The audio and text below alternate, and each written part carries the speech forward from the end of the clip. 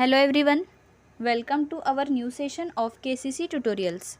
मुलांनो, आज आपण इयत्ता 10वीच्या इतिहास व राज्यशास्त्र या पुस्तकातील राज्यशास्त्राचा चौथा पाठ सामाजिक व राजकीय चळवळी हा अभ्यासणार आहोत. वेगवेगळ्या चळवळींविषयी या पाठात आपण माहिती घेणार आहोत. भारतात झालेल्या अनेक चळवळींविषयी माहिती घेणार आहोत. तसेच चळवळी म्हणजे काय, त्या चळवळींची वैशिष्ट्ये काय आणि चळवळी कशासाठी केल्या जातात या सगळ्या गोष्टींचा आढावा आपण या पाठात घेणार आहोत. व्हिडिओ स्टार्ट करण्याआधी एक रिक्वेस्ट आहे की आपल्याला जर आमचे व्हिडिओज आवडत असतील, त्याचा फायदा होत असेल तर याला जास्तीत जास्त लाईक, शेअर व कमेंट करा आणि आमच्या चॅनलला सबस्क्राईब करा. सुरू करूयात आपला पाठ. एका स्थानिक वर्तमानपत्रातील ही बातमी वाचा. बालविवाह विरोधीच्या चळवळीला बरेच यश आले असून बालविवाहाच्या प्रमाणात सुमारे 50% घट झाली आहे. या चळवळीतील कार्यकर्त्यांनी खूप सजगपणे काम केले. हुंडाविरोधी चळवळीच्या कार्यकर्त्यांनीही त्यांना मदत केली. याच परिसरात आता कुपोषण विरोधी मोहीम हाती घेणे आवश्यक आहे, कारण गरिबी आणि कुपोषण या आणखी दखल घेण्याजोग्या समस्या आहेत.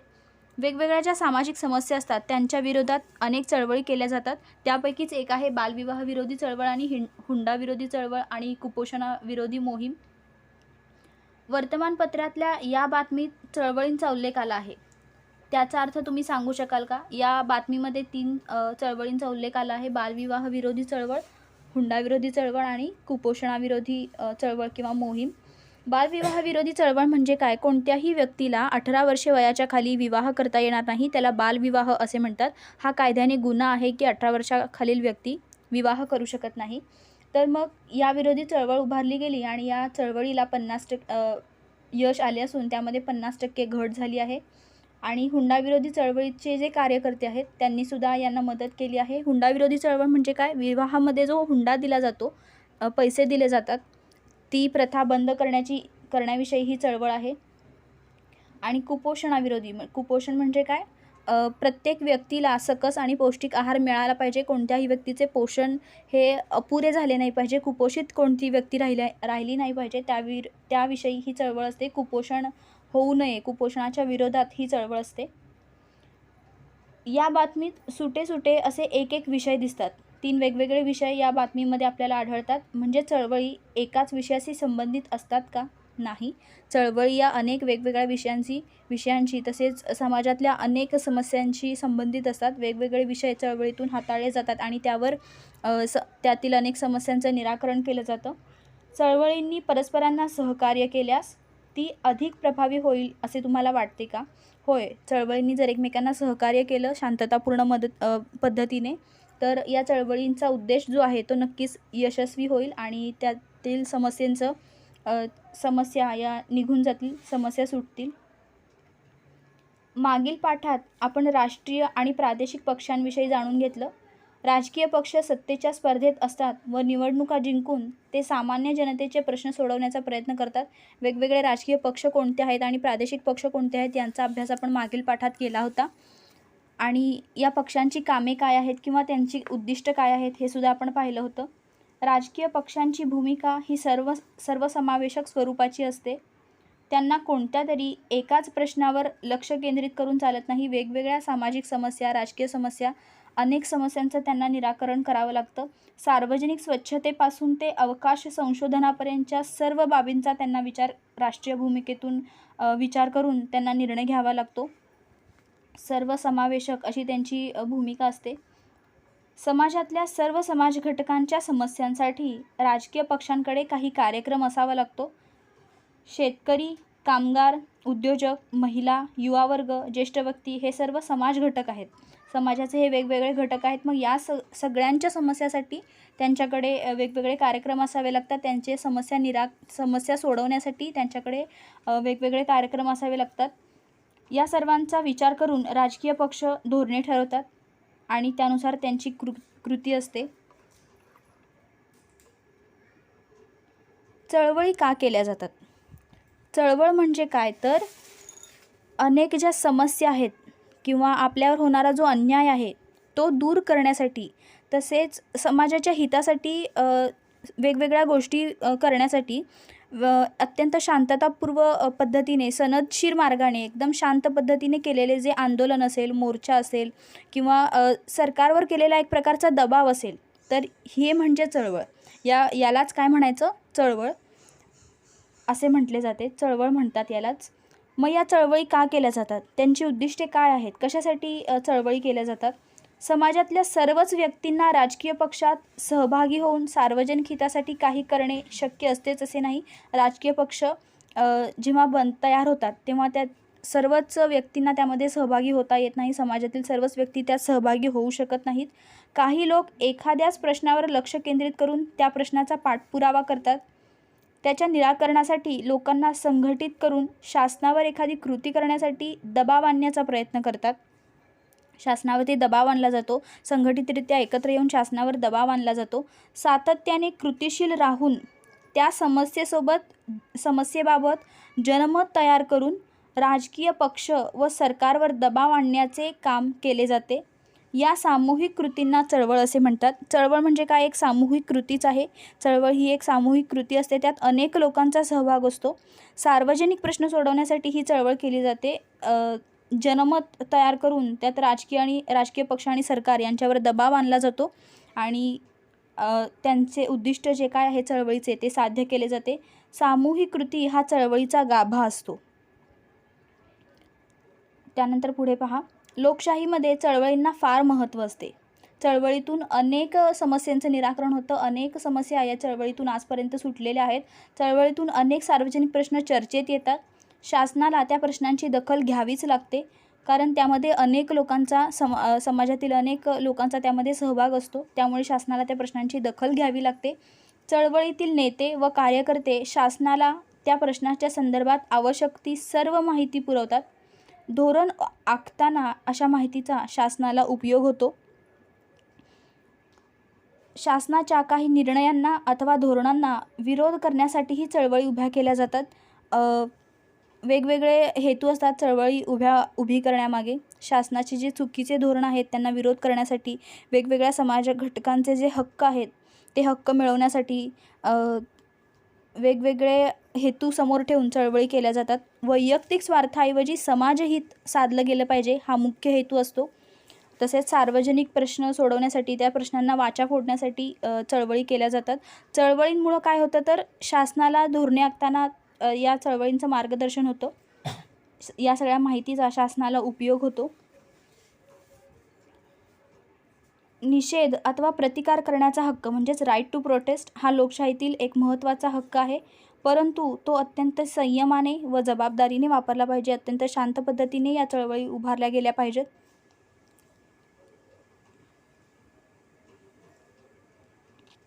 सांगा पाहू, विस्थापितांचे पुनर्वसन योग्य प्रकारे व्हावे व त्यांचे उपजीविकेचे साधन सुरक्षित राहावे म्हणून आपल्या देशातील सक्रिय चळवळी कोणत्या आहेत ते तुम्हाला सांगायचं आहे. विस्थापित म्हणजे कोण तर जे प्रवास करणारे व्यक्ती आहेत किंवा जे विस्थापित झालेले आहेत, कोणत्या ना कोणत्या कारणांमुळे जे विस्थापित झालेले व्यक्ती आहेत, पुनर्वसन ज्यांचं झालं आहे, नैसर्गिक आपत्ती असतील, अनेक कारणे असतील, या सगळ्या गोष्टींमुळे जे लोक विस्थापित होतात यांचं पुनर्वसन होतं. मग त्यासाठी कोणत्या चळवळी देशामध्ये आहेत ते तुम्हाला इथे सांगायचं आहे. त्यानंतर आता आपण पाहणार आहोत चळवळ म्हणजे काय. चळवळीच्या या खाली दिलेल्या ज्या व्याख्या आहेत त्या म्हणजे चळवळीची वैशिष्ट्ये आहेत. वेगवेगळ्या पद्धतीने इथं सांगितलं आहे की चळवळ म्हणजे काय. चळवळ ही एक सामूहिक कृती असते. त्यात अनेक लोकांचा सक्रिय सहभाग अपेक्षित असतो. अनेक लोक सहभागी होत असतात चळवळींमध्ये. चळवळ हे लोकांचे विशिष्ट प्रश्नाभोवती निर्माण झालेले संघटन असते. संघटन म्हणजे ग्रुप असतो. उदाहरणार्थ प्रदूषण हा एकच प्रश्न घेऊन चळवळ उभी राहू शकते. चळवळीसमोर एखादा निश्चित सार्वजनिक हेतू अथवा प्रश्न असतो. उदाहरणार्थ भ्रष्टाचार विरोधी चळवळीचा हेतू भ्रष्टाचार नष्ट करण्याचा असतो. एकाच प्रश्नावरती ही चळवळ उभारू शकते ती समस्या सोडवण्यासाठी. सार्वजनिक प्रश्न सोडवण्यासाठी चळवळी केल्या जातात. कोणता ना कोणता उद्देश त्यांच्यासमोर असतो, जसे की प्रदूषण असेल, भ्रष्टाचार असेल, हे सगळे प्रश्न सोडवण्यासाठी चळवळी उभ्या केल्या जातात. त्यानंतर चळवळीला नेतृत्व असते. नेतृत्वामुळे चळवळ ही क्रियाशील राहते. चळवळीचा हेतू, कार्यक्रम, आंदोलनात्मक पवित्रा यांविषयी निर्णय घेता येतात नेतृत्व असल्यामुळं. त्यानंतर खंबीर नेतृत्व असेल तर चळवळसुद्धा परिणामकारक होते, त्याचा परिणाम लवकर होतो, सरकार त्याची दखल लवकर घेतं. चळवळींच्या संघटना असतात. संघटनांशिवाय चळवळींना सातत्याने प्रश्नांचा पाठपुरावा करता येत नाही. उदाहरणार्थ शेतकऱ्यांच्या चळवळीसाठी शेतकरी संघटना काम करते. अनेक चळवळींमागे संघटना असतील तर त्यांचा उद्देश लवकर साध्य होतो. जसं की शेतकऱ्यांची चळवळीसाठी शेतकरी संघटना काम करते, कारण त्यांचं उद्दिष्टच हे असतं की शेतकऱ्यांचं हित साधलं गेलं पाहिजे. मग यासाठी कोणती तरी संघटना त्यांच्या पाठीशी उभी असणं गरजेचं आहे. अनेक संघटनांचा त्यांना पाठिंबा असणं गरजेचं आहे. मग यावेळी वेगवेगळ्या संघटना ज्या कार्यरत असतात त्या चळवळींच्या मागे असतात, पाठीमागे असतात, पाठिंबा देतात. शेतकऱ्यांच्या चळवळीसाठी शेतकरी संघटना काम करते. कोणत्याही चळवळीला जनतेचा सुद्धा पाठिंबा आवश्यक असतो. चळवळ ज्या प्रश्नाभोवती निर्माण झाली आहे तो प्रश्न जनतेला आपला वाटला पाहिजे. त्यासाठी निश्चित कार्यक्रम ठरवून त्या आधारे चळवळी जनमताला आकार देण्याचा प्रयत्न करत असतात. जनतेचा सुद्धा पाठिंबा चळवळींना असावा लागतो. त्यानंतर चळवळी जरी एकाच प्रश्नाचा पाठपुरावा करत असल्या तरी चळवळींमागे एक व्यापक विचारसरणी असते. उदाहरणार्थ बालविवाह अथवा हुंडाबंदी चळवळींचा लोकशाही, महिलांचे सक्षमीकरण, सामाजिक समता अशा मूल्यांवर विश्वास असतो. काही चळवळींचे यथावकाश राजकीय पक्षांमध्ये रूपांतर होते. त्यानंतर खालील संवाद वाचा व त्यावर एक परिच्छेद लिहा. हे संवाद वाचायचे आहेत आणि तुम्हाला त्याबद्दल काय वाटतं हे सांगायचं आहे. मानवी हक्क रक्षणाची चळवळ जर जगभर प्रभावी झाली तर अन्य कोणत्याच चळवळींची गरज नाही. माणसाचे जे हक्क आहेत ते मिळवण्यासाठी जर चळवळ केली गेली तर त्यातून सर्वच हित साध्य होतात, सर्वच गोष्टींचा हेतू आपला साध्य होतो. इतर कोणत्याही चळवळींची गरज भासणार नाही. पण विकसनशील देशांमधील प्रश्न कितीतरी वेगळे आहेत. तेथील सामाजिक, आर्थिक, सांस्कृतिक परिस्थिती वेगळी असल्याने त्यातून अन्य चळवळी निर्माण होऊ शकतात असं याचं मत आहे. त्यानंतर हेही खरेच आहे, नाहीतर मुली वाचवा असे आपल्याला म्हणावे लागले नसते. वेगवेगळे सामाजिक प्रश्न आहेत. मुली वाचवा, मुलींची संख्या वाढणं ही सुद्धा एक सामाजिक समस्या आहे आणि मग या समस्येचं निराकरण करण्यासाठी चळवळ उभारली जाऊ शकते. चळवळीचा अनुभव आपल्याला आत्ताच घेता येईल. आपण आपल्या शाळेचा परिसर मुलींसाठी निर्भय करण्यासाठी चळवळ सुरू करूया का, असं हा म्हणतोय. मुलींच्या हक्कांसाठी त्यांना निर्भयपणे शाळेच्या परिसरामध्ये वावरता यावं यासाठी चळवळ उभी केली जाऊ शकते. ब्रिटिश राजवटीत चळवळी दडपल्या जात असत, म्हणजे त्यांना त्या चळवळी सफल होऊ देत नव्हते. परंतु लोकशाही व्यवस्थेत चळवळी असणे हे निकोप लोकशाहीचे लक्षण आहे. म्हणजे चळवळी या केल्या गेल्या पाहिजेत अनेक मागण्यांसाठी, आपले हक्क मिळण्यासाठी. त्यानंतर अंधश्रद्धा निर्मूलन चळवळ, नद्यांचे प्रदूषण रोखण्यासंबंधीची चळवळ, स्त्री भ्रूण हत्येविरोधी चळवळ, नॉट इन माय नेम अशा चळवळींविषयी वर्तमानपत्रामध्ये येणाऱ्या बातम्यांचं संकलन करा. अशा वेगवेगळ्या बातम्या, वेगवेगळ्या चळवळींविषयीच्या बातम्या वर्तमानपत्रांमधून येत असतात, त्यांचं संकलन तुम्हाला करायचं आहे. त्यानंतर माहीत आहे का तुम्हाला,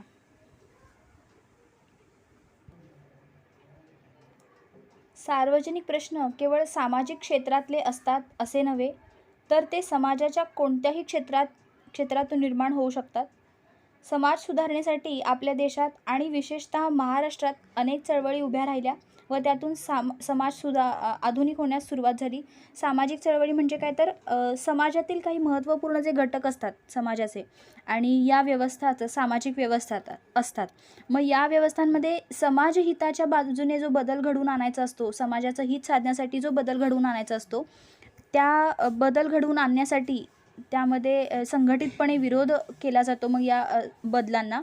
आणि मग समाजातील असंख्य व्यक्ती एकत्र येऊन हेतुपूर्वक केलेला जो प्रयत्न असतो त्याला सामाजिक चळवळ म्हणतात. तिथे ती सामाजिक चळवळ उभी राहते समाजामध्ये बदल घडवून आणण्यासाठी. या ज्या सामाजिक चळवळी असतात त्या समाजामध्ये प्रत्यक्षरित्या बदल घडवून आणू शकतात. त्यामध्ये मग मिरवणुका, मोर्चे, घोषणा, आंदोलने या कृतींचा उपयोग केला जातो. सामाजिक चळवळीत अनेक लोक एकत्र येतात आणि समाजहित साधण्यासाठी या चळवळी केल्या जातात. जाणीवपूर्वक आणि हेतुतः सामूहिक प्रयत्नातून सामाजिक परिवर्तनाला प्रभावित एखादी कृती तिथे केली जाते. त्यानंतर आपल्या स्वातंत्र्यासाठीचा लढा ही सुद्धा एक सामाजिक चळवळच होती. एकच उद्दिष्ट इथे होतं की स्वातंत्र्य मिळालं पाहिजे. यासाठी समाजातील वेगवेगळे घटक एकत्र आले, संघटना एकत्र आल्या आणि त्यांनी समाजामध्ये बदल घडवून आणला, स्वातंत्र्य मिळवलं. राजकीय व आर्थिक चळवळीतून नागरिकांच्या हक्कांचे जतन, मताधिकार, किमान वेतन, आर्थिक सुरक्षितता असे प्रश्न हाताळले जातात. या सगळ्या प्रश्नांचं निराकरण केलं जातं राजकीय आणि आर्थिक चळवळीतून. स्वदेशी ही एक महत्त्वाची आर्थिक चळवळ आहे. स्वदेशी ही चळवळ खूप महत्त्वाची आहे, ज्यातून आपल्या भारत देशामध्ये ज्या वस्तू निर्माण होतात त्यांचा वापर जास्तीत जास्त केला गेला पाहिजे, असं या चळवळीचं उद्दिष्ट आहे, ध्येय आहे की स्वदेशी वस्तूंना जास्त मागणी मिळाली पाहिजे. ही एक महत्त्वाची आर्थिक चळवळ आहे. त्यानंतर भारतातील प्रमुख चळवळी आता आपण पाहणार आहोत. त्या चळवळींविषयी अभ्यास आता आपण करणार आहोत. त्यातील पहिली चळवळ आहे आदिवासी चळवळ. आदिवासी चळवळ म्हणजे काय? पहिल्यांदा आदिवासी म्हणजे काय, तर जंगलांमध्ये राहणारे, जंगल संपत्ती किंवा निसर्गाचा ठेवा जतन करून ठेवणारे महत्त्वाचा जो समाज आहे ते म्हणजे आदिवासी. या आदिवासी चळवळीविषयी आता आपण माहिती घेणार आहोत. स्वातंत्र्यपूर्व काळात ब्रिटिशांनी आदिवासींच्या जंगल संपत्तीवर उदरनिर्वाह करण्याचा त्यांचा जो हक्क आहे त्या हक्कावर गदा आणली होती. आदिवासी हे जंगलाकडच्या भागामध्ये राहतात, निसर्गाच्या सान्निध्यात राहतात आणि मग त्यांचा उदरनिर्वाह करण्यासाठी सुद्धा त्यांना जंगलांवरती अवलंबून राहावं लागतं, वनस्पतींवरती, झाडांवरती अवलंबून राहावं लागतं. परंतु ब्रिटिशांनी यावर रोक आणला होता किंवा त्यांच्या हक्कांवरती जंगलावरती त्यांचा जो हक्क आहे त्या हक्कावरती गदा आणली होती. छोटा नागपूर परिसरातील कोलाम, ओडिसातील गोंड, महाराष्ट्रातील कोळी, भिल्ल, रामोशी, बिहारमधील संथाळ, मुंडा इत्यादी आदिवासींनी मोठ्या प्रमाणात उठाव केला होता. त्यावेळी हे जे छोटे छोटे आदिवासी जमात आहे या सगळ्यांनी उठाव सुरू केला होता. स्वातंत्र्यपूर्व काळात म्हणजे इसवी सन 1757 ते 1857च्या काळात आदिवासींनी ब्रिटिशांविरुद्ध बंड पुकारलं होतं. मग 1827मध्ये छोटा नागपूर पठारावरील जी चळवळ झाली, ब्रिटिशांविरुद्ध बंड पुकारला गेला, त्यामधून मग या चळवळी उभारल्या. त्यांनी आपल्या प्रदेशात प्रवेश करू नये ब्रिटिशांनी, असं त्यांचं एक मत होतं या सर्व आदिवासींचं. त्यामध्ये बिरसा मुंडा हे मुख्य होते, त्यांनी नेतृत्व केलं होतं. 1895मध्ये बिरसा मुंडा यांनी या चळवळीचं नेतृत्व स्वीकारलं होतं, यांनी ही चळवळ सुरू केली होती. परंतु ब्रिटिशांनी बिरसा मुंडा यांना अटक केली होती, अटक करून त्यांना कारागृहामध्ये टाकलं होतं. हा सर्व इतिहास आहे आदिवासी चळवळीचा. तेव्हापासून आदिवासींचा संघर्ष हा चालूच आहे. भारतातील आदिवासींचे अनेक प्रश्न आहेत. त्यातील प्रमुख प्रश्न म्हणजे त्यांचा वनावरील अधिकार नाकारला जातो. आदिवासी चळवळीची प्रमुख मागणी म्हणजे आदिवासींचे वनावरील अधिकार मान्य करावेत. त्यांचा मुख्य हेतू हा आहे की वनावरील त्यांचे अधिकार मान्य करावेत. वनातील उत्पादने गोळा करण्याचा आणि वनजमिनीवर लागवड करण्याचा सुद्धा अधिकार त्यांना मिळावा, अशा त्यांच्या मागण्या आहेत. स्वातंत्र्यपूर्व काळात इंग्रजांनी जंगलाच्या सानिध्यात राहणाऱ्या आदिवासींच्या जंगल संपत्तीवर निर्बंध घातले होते. खरे तर जंगल संपत्ती हाच आदिवासींच्या उदरनिर्वाहाचा मार्ग आहे, परंतु या हक्कांवरच इंग्रजांनी गदा आणली होती. त्यांनी आपला हक्क मिळावा म्हणूनच या आदिवासींनी चळवळ उभारली होती इंग्रजांविरुद्ध. वेगवेगळ्या ठिकाणी वेगवेगळ्या आदिवासी जमातींनी या चळवळी उभारल्या होत्या. त्यानंतर पुढील चळवळ आहे भारतातील शेतकरी चळवळ. अत्यंत महत्त्वाची अशी ही चळवळ, कारण भारत हा कृषीप्रधान देश आहे, त्यामुळे शेतकरी चळवळीला तितकंच महत्त्व आहे. भारतातील शेतकरी चळवळ ही एक अत्यंत महत्त्वाची चळवळ आहे. ब्रिटिशांच्या राजवटीत वासाहतिक काळातील सरकारच्या शेतीविरोधी धोरणामुळे शेतकरी संघटित होऊ लागले. बारडोली, चंपारण्य, खोतीचा प्रश्न या शेतकऱ्यांच्या चळवळीविषयी तुम्हाला माहीत असेलच. बारडोली आंदोलन, चंपारण्य आंदोलन, खोतीचा प्रश्न या सगळ्या आंदोलनांविषयी, चळवळींविषयी मागील इयत्तांमध्ये आपण शिकलेलो आहोत. शेतकरी चळवळींच्या प्रेरणा महात्मा फुले, न्यायमूर्ती रानडे आणि महात्मा गांधी यांच्या विचारांमधून घेतल्या जातात. ब्रिटिश काळापासूनच भारतीय शेतकऱ्यांनी आपल्या मागण्या पूर्ण करण्यासाठी चळवळी केल्याची अनेक उदाहरणे आहेत. अनेक शेतीविरोधी धोरणामुळे शेतकऱ्यांनी शेतकरी चळवळी केल्या आहेत. शेतीमालाला योग्य भाव मिळावा, तसेच शेतीचा जो दर्जा आहे तो उच्च असावा शेती उद्योगाचा, असे वेगवेगळे त्यांच्या मागण्या आहेत. शेतीविषयक काही धोरणांमुळे, उदाहरणार्थ कुळ कायदा, कसेल त्याची जमीन इत्यादी या अनेक सुधारणांमुळे शेतकरी चळवळ संथ राहिली. हरित क्रांतीनंतर मात्र शेतकरी चळवळ अधिक क्रियाशील आणि परिणामकारक होऊ लागली. शेतीचे उत्पादन वाढवण्यासाठी आणि अन्नधान्याबाबत स्वयंपूर्ण होण्यासाठी हरित क्रांती करण्यात आली, परंतु त्याचा गरीब शेतकऱ्यांना फायदा झाला नाही. हरित क्रांतीचा शेतकऱ्यांना फायदा झाला नाही. MS स्वामीनाथन यांनी हरित क्रांती केली होती. शेतकऱ्यांमध्ये गरीब आणि श्रीमंत असे वर्ग निर्माण झाले. त्यांच्यातील असंतोष वाढला व शेतकऱ्यांच्या आंदोलनाला मग सुरुवात झाली. शेतमालाला योग्य भाव मिळावा, शेतीला उद्योगाचा दर्जा मिळावा, स्वामीनाथन आयोगाच्या शिफारशी स्वीकाराव्यात, कर्जमाफी, कर्जमुक्ती आणि राष्ट्रीय शेतीविषयक धोरण या शेतकरी संघटनांच्या प्रमुख मागण्या आहेत. या सगळ्या मागण्या पूर्ण व्हाव्यात म्हणून शेतकरी चळवळ केली जाते. शेतकरी संघटना, भारतीय किसान युनियन, ऑल इंडिया किसान सभा या भारतातील काही महत्त्वाच्या शेतकऱ्यांच्या संघटना आहेत. अनेक चळवळी या तेव्हाच यशस्वी होतात जेव्हा त्यांच्या पाठीशी खंबीरपणे अनेक संघटना उभ्या असतात, त्यांचा पाठिंबा त्यांना असतो. या सगळ्या संघटना शेतकरी चळवळीमध्ये त्यांच्या पाठीशी असतात. शेतकरी संघटना, भारतीय किसान युनियन, ऑल इंडिया किसान सभा या शेतकऱ्यांच्या संघटना आहेत. अशा पद्धतीने इथंपर्यंतचा भाग आपण या व्हिडिओमध्ये शिकणार आहोत. उर्वरित चळवळींची माहिती आपण पुढील व्हिडिओमध्ये पाहूयात. आत्तापर्यंत आपण पाहिलं की चळवळ म्हणजे काय, सामाजिक राजकीय चळवळ म्हणजे काय, चळवळीची वैशिष्ट्ये काय आहेत, चळवळी का केल्या जातात आणि भारतातील प्रमुख चळवळींपैकी आपण 2 चळवळींचा अभ्यास या व्हिडिओमध्ये केला, आदिवासी चळवळ आणि भारतातील शेतकरी चळवळ. अशा पद्धतीने हा व्हिडिओ इथे संपलेला आहे. आपल्याला जर हा व्हिडिओ आवडला असेल तर याला जास्तीत जास्त लाईक, शेअर व कमेंट करा आणि आमच्या चॅनलला सबस्क्राईब करा. And thank you for watching our videos and good bye.